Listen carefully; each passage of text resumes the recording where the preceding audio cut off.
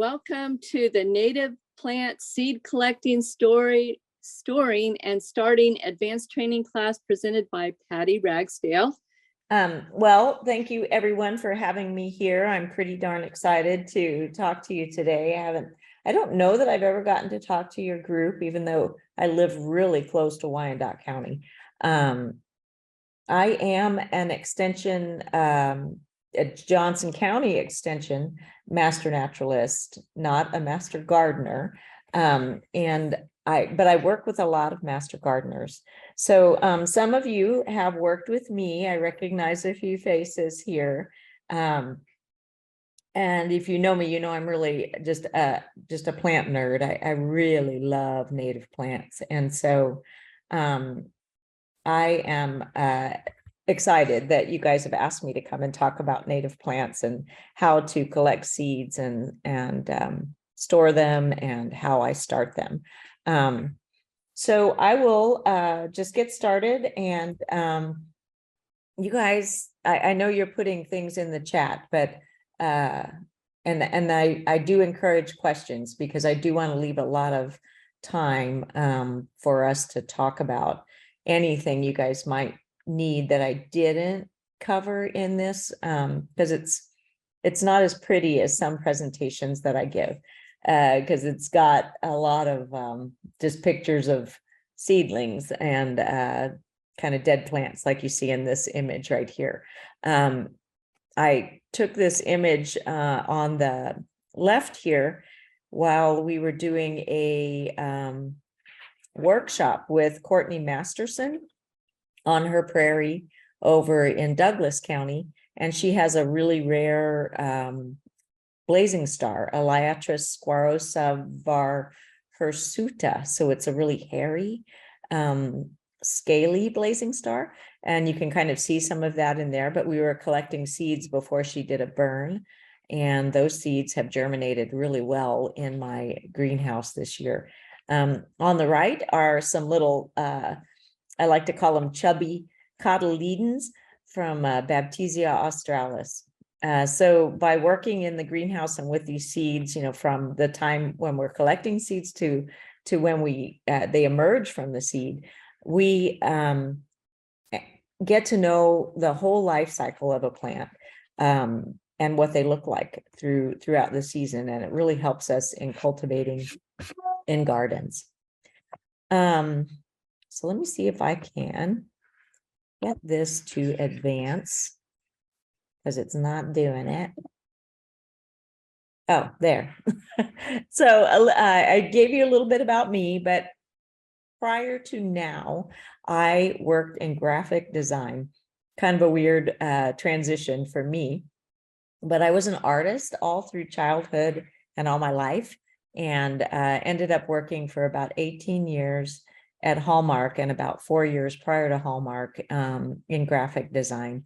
But I actually studied wildlife management at MU, which is kind of where I got the native plant bug. Actually, it was definitely where I got the native plant bug, because we had to know all the plants in the habitat that supported the wildlife that we were trying to provide habitat for. So it's a real important part of having knowledge about native plants. And the plant that really got my attention was plant taxonomy, and that was in just the identification and classification of plants.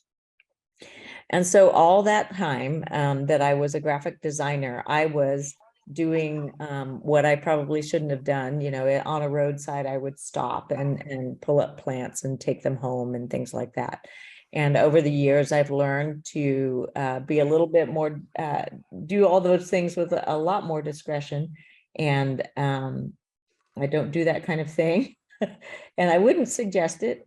But we do collect plants, and we collect mostly seeds from local places around here. So for about 30 years, I've been doing that kind of thing. And so when I got to retire, I started a little business out here, growing plants and selling them to people. And that business was called Happy Apples Farm. And as soon as we kind of moved out this direction from Shawnee, we bought 10 acres here. I started to learn, so much more about prairie.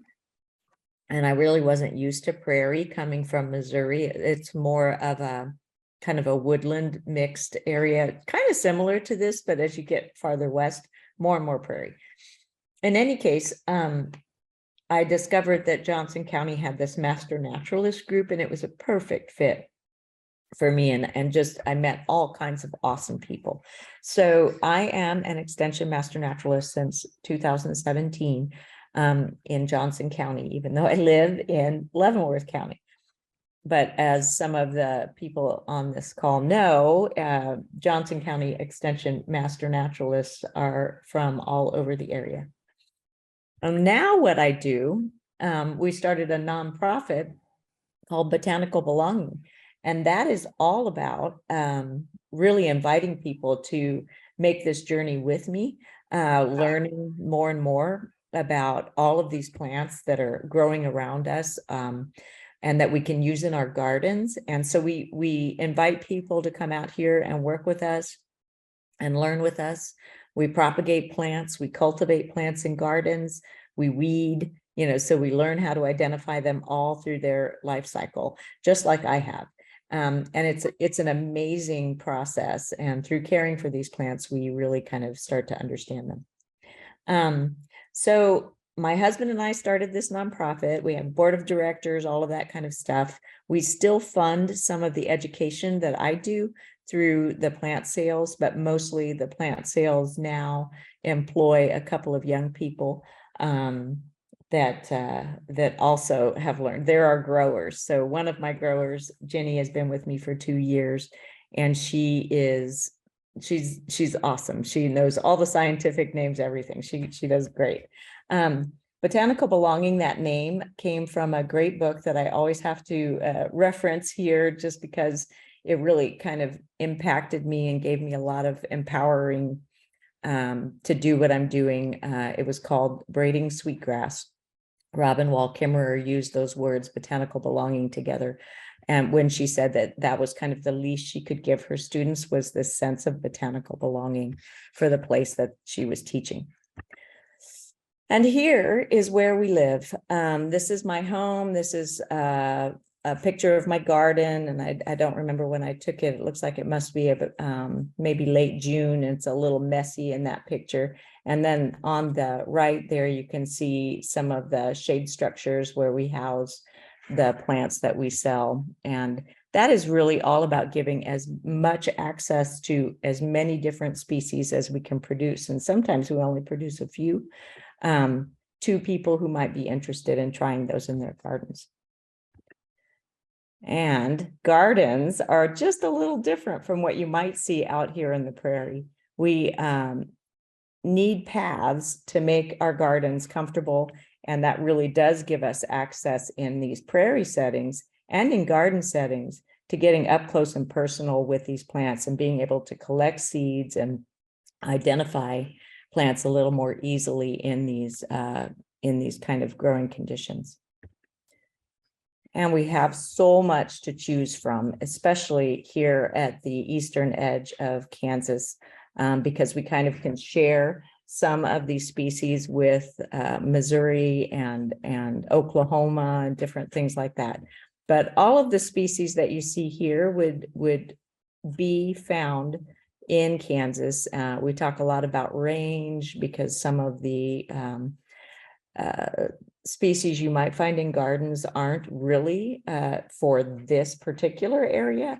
Like the purple poppy mallow, that's one that we see out west, really common in Kansas, but not a lot here in eastern Kansas.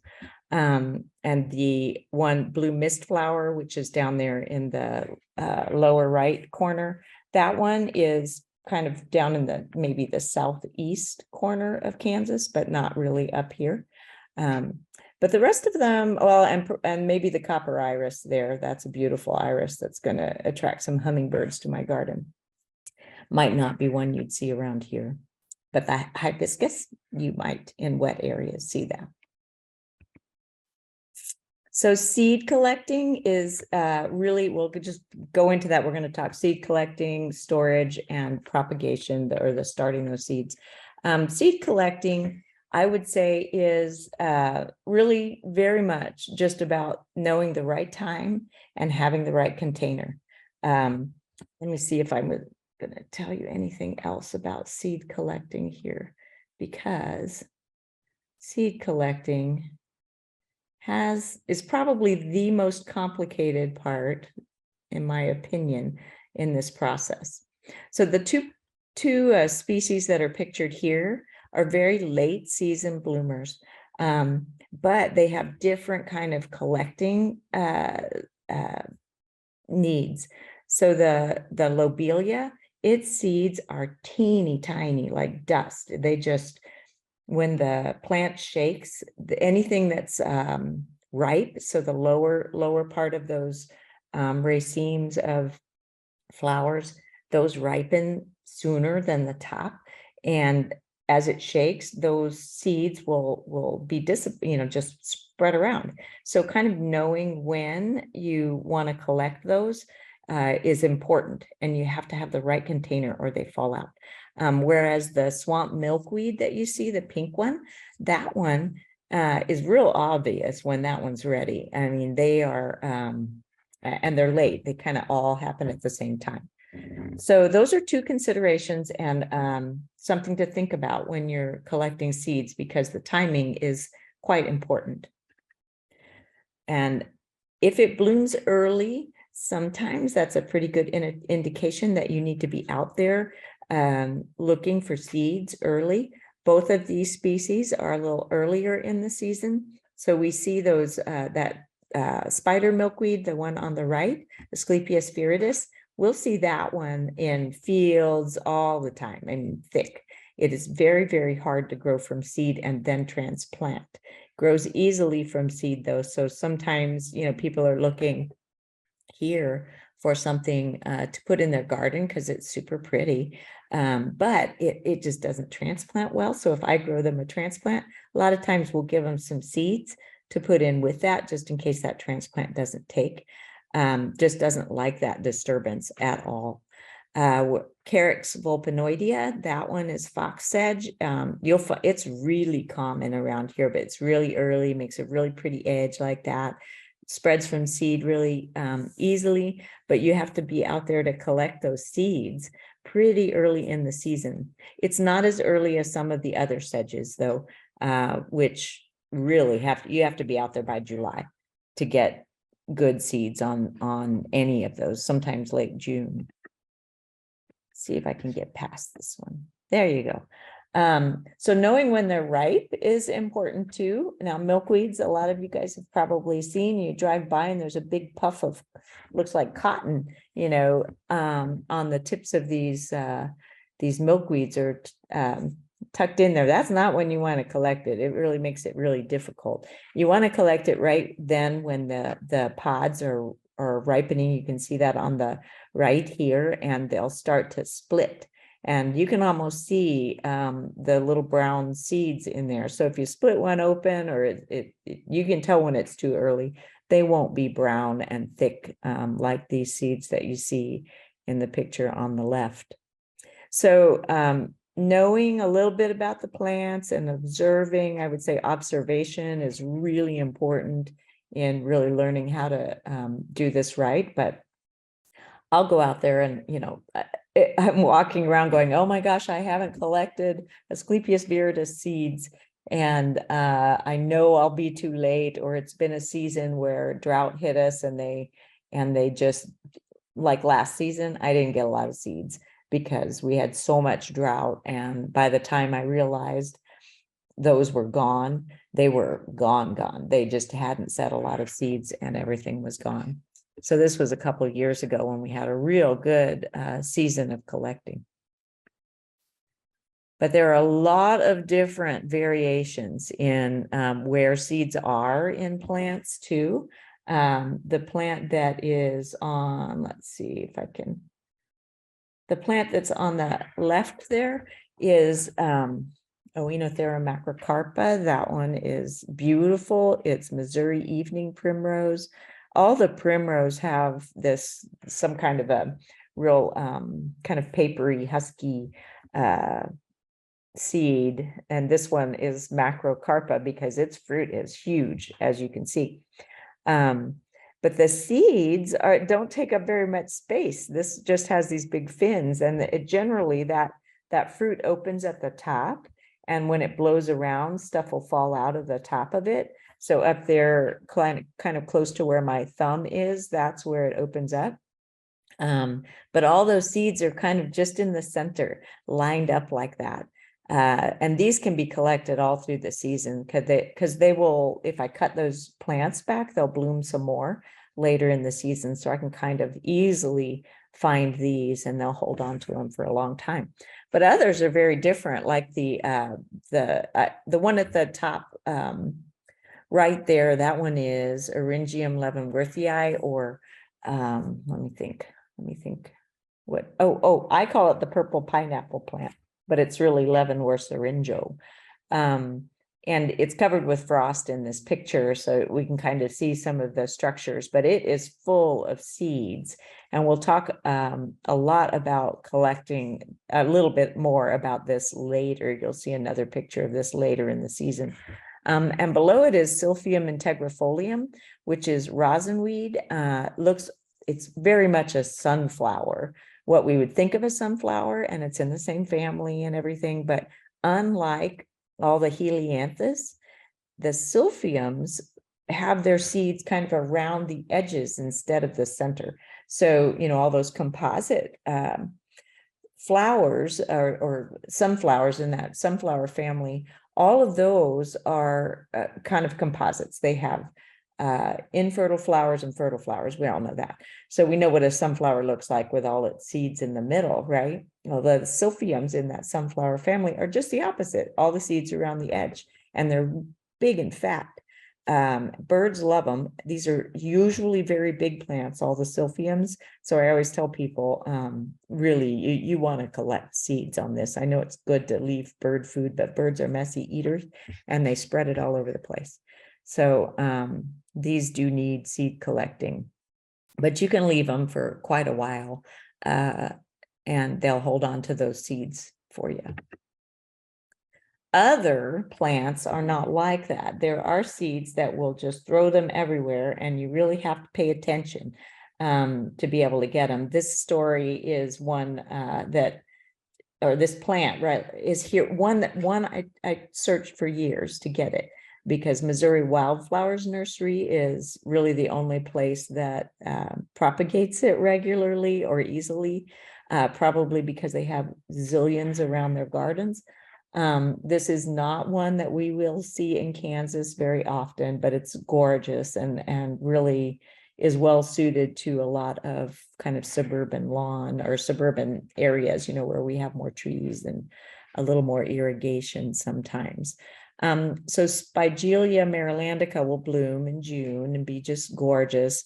And then really quickly it starts to set seeds.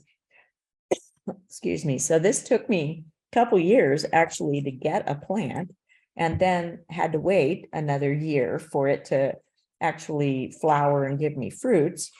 And then when it gave me fruits, I'm watching so carefully, right? Every day I go out there wondering when those are going to be ripe.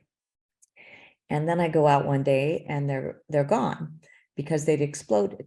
So then I had to wait a whole nother year to get more blooms, and put a nylon stocking over that stalk that had the fruits, forming on the stalk.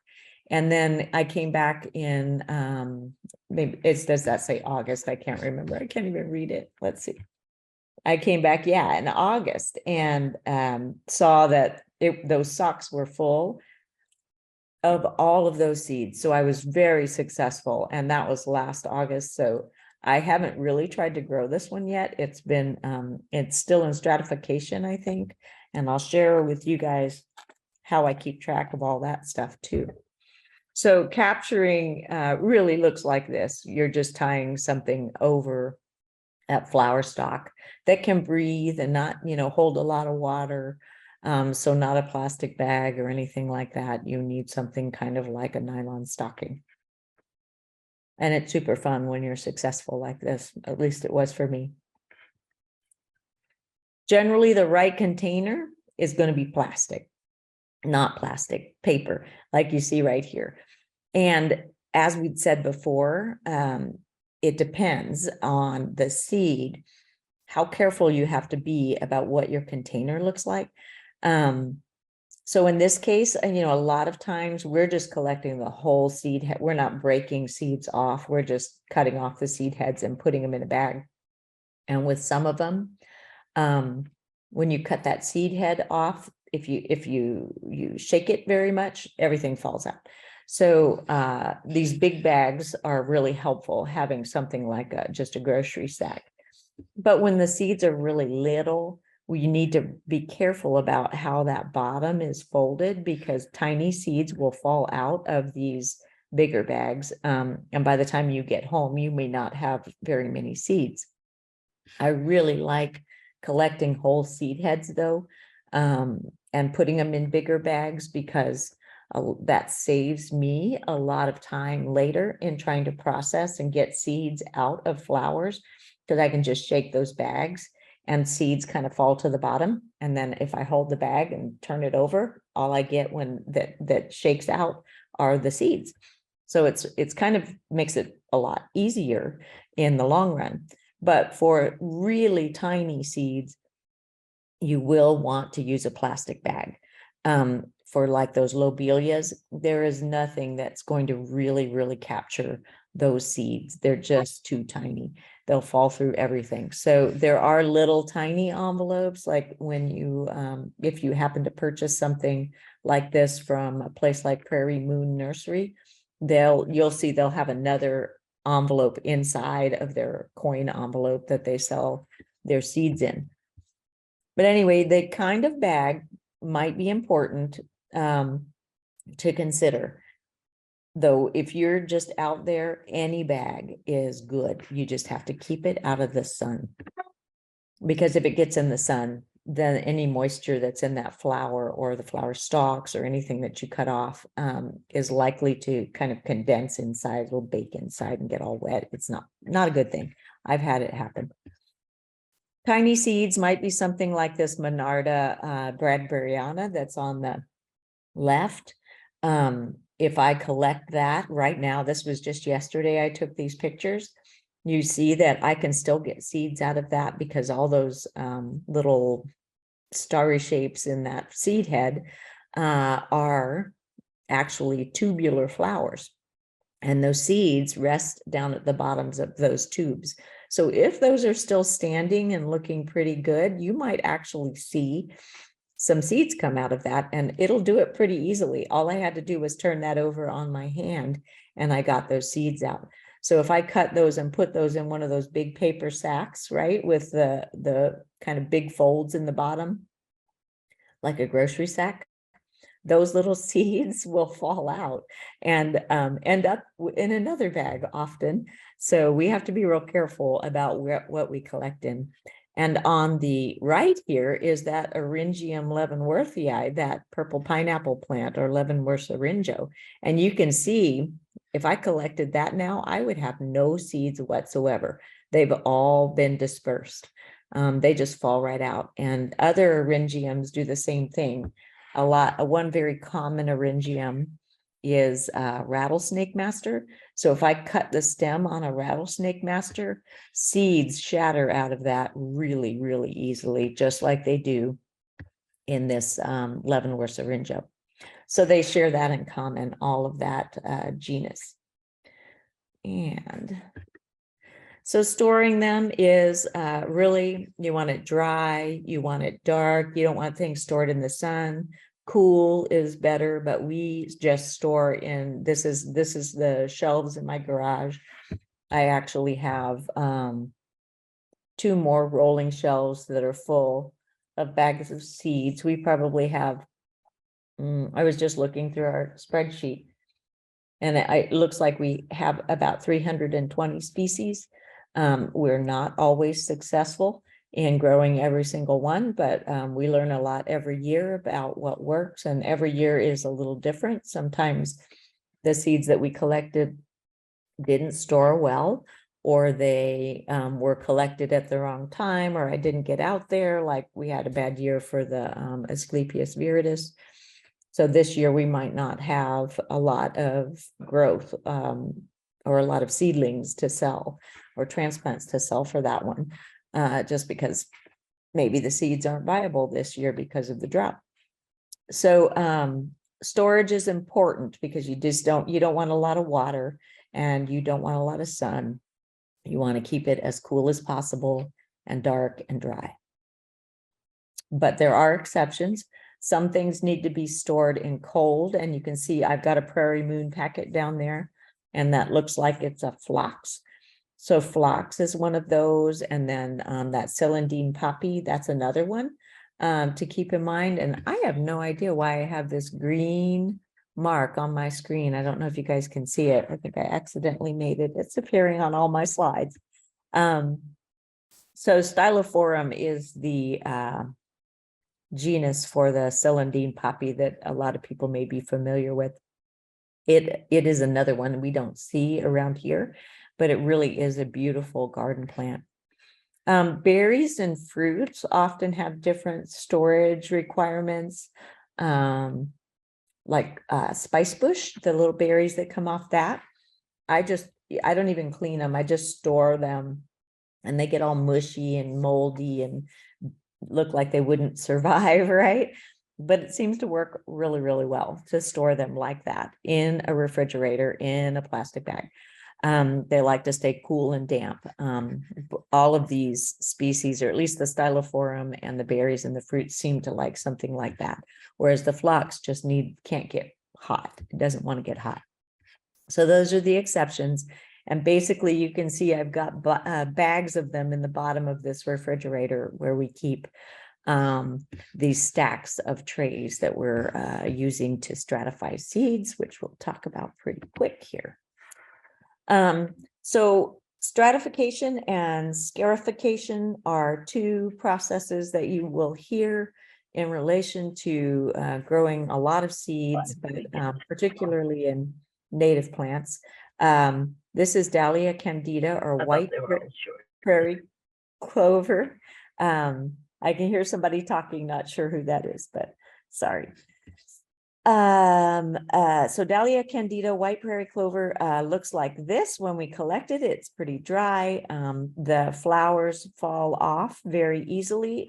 So those things that you see on the right there, those are the whole flower that is falling off. And actually, this and most legumes need a little bit of that scarification process prior to stratification. So scarification is a pretty simple thing usually for us, especially for legumes. And the legume that you're seeing here is Baptisia australis. A lot of people are familiar with this one. It's blue wild indigo.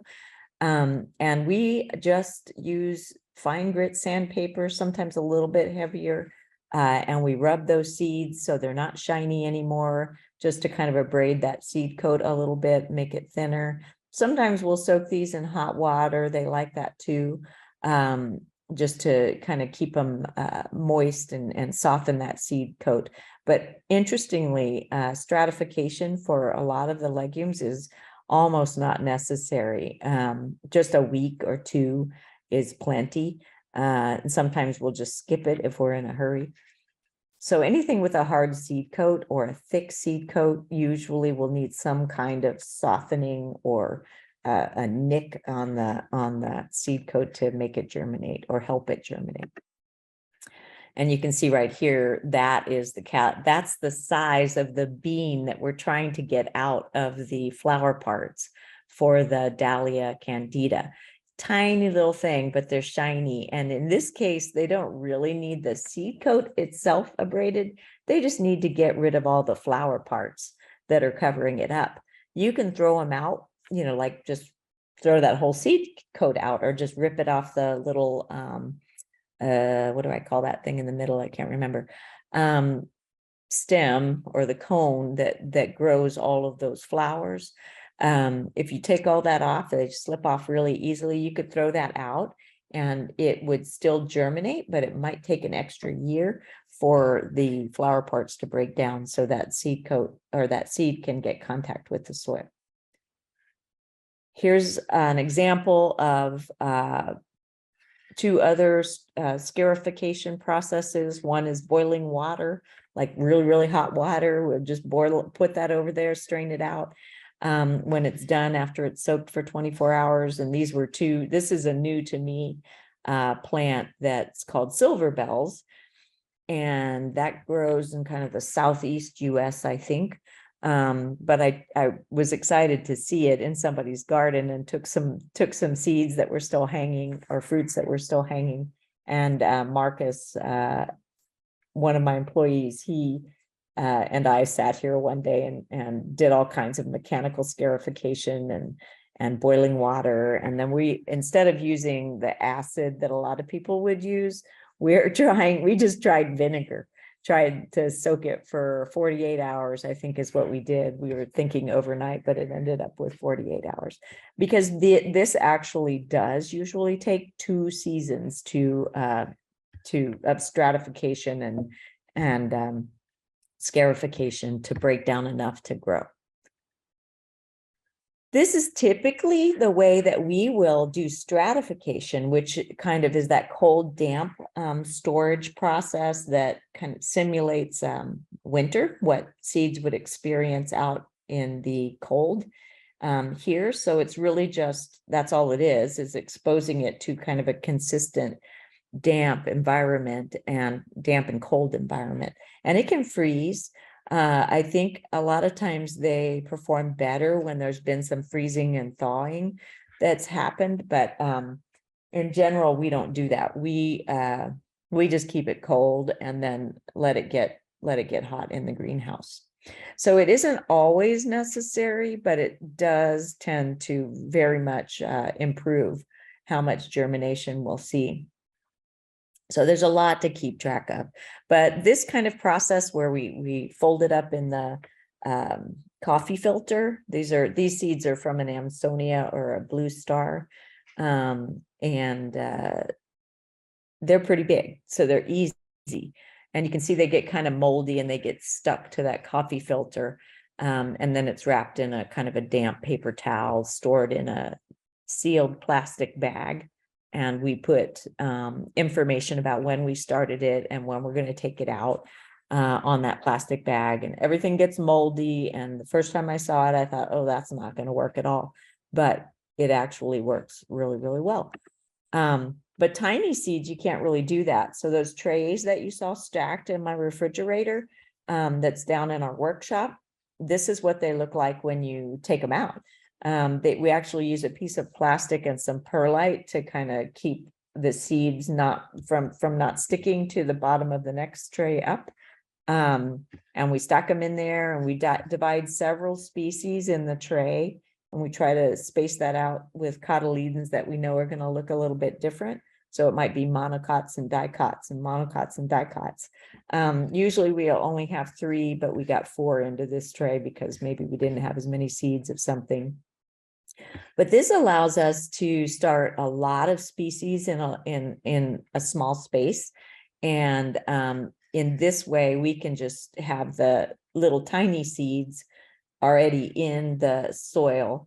And we use just a real general germination mix, and then mix some extra perlite in there to loosen things up. And these don't get real compressed because we use another tray to kind of space things. But it turns out it works really well. In fact, I think seeds often do better in this environment than the other one, because that mold and fungus or whatever it is that comes out from the seeds, because it'll be all white and fuzzy, seems to really help break things down, and we don't disturb that any when we've done it this way. And the way I keep track of all of these things is in a spreadsheet. I don't know, I think about 2018, it occurred to me that this was getting way out of hand with my little handwritten notebook. So we put all that information that we've gathered over the years into a spreadsheet that's shared amongst all of our employees here, and really anybody. If somebody asks me how much stratification do we give something, or whether we scarify it, I will go back to my spreadsheet and find out. But if if someone is just at home trying to figure it out, I just started using what Prairie Moon Nursery gives as their guideline for how much, what kind of pre-treatment a seed might need to be able to grow.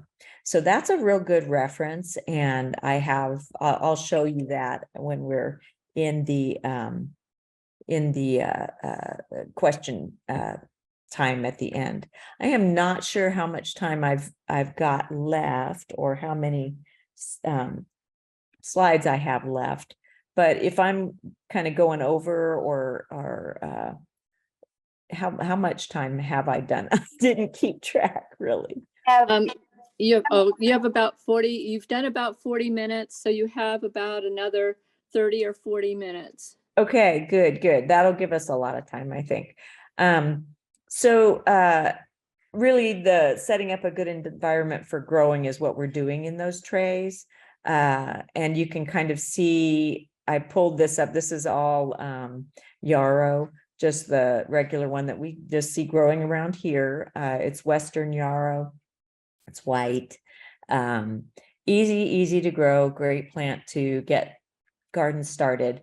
But you can see it here, and I've just pulled up those seedlings, or pulled up that edge, and you can see, and I did that because I knew it would come up like this. We do a layer of perlite in the bottom of all of these trays, which allows us to, kind of air prune the roots if they happen to get to the bottom.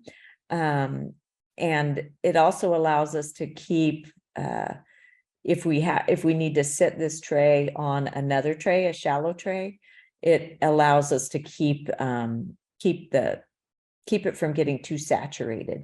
And then when it comes time to get things out, things separate a lot easier. We can tease things out of these trays pretty easy. So we use probably more perlite than I'd like, because I don't think it's a very sustainable practice, honestly, but it does set up a really good environment for these plants to grow. So that's how we set trays up. Now, people don't have to do this, all of this. There's information out there, and I think it's even on Prairie Moon Nursery's website, about how to start these things in milk jugs, or even the pop bottle things, the big 2-liter bottles. You can use that kind of material to make yourself a little kind of winter sowing greenhouse that you sit out. That works great for a lot of native seedlings and starting seeds, and it's super simple. It's probably just as successful as what we do here. I just don't have room for a lot of milk jugs, right? But putting that stuff outside and that's how I started. I was starting with trays outside, but they have to be covered with something in that case. And I am going to be reliant on winter to do what I think it's going to do. And sometimes that doesn't happen in time for me to produce a seedling for people to buy in the spring. So I do it in trays, and I have a heated greenhouse, and I have a refrigerator. But for people growing at home, you don't really need to do that. You can do this very thing in a milk jug, and then set that milk jug outside, with things that are around it with that top on, and just the little opening at the top is enough to let moisture in, air go out, and really give those seeds what they need in just by using the winter that happens around us. They might come up a little later than what we'll have here, but I would say that is a very successful way to get started with seeds. And then you'll see that in not too long, you'll be able to see all kinds of cotyledons. And when things get to a point where they're starting to produce those second leaves, that's when we can start thinking about potting those up. And so this is a tray that had real successful germination. It had a black-eyed Susan called Rudbeckia maxima. It's a giant coneflower or cabbage leaf coneflower. It's an Oklahoma native.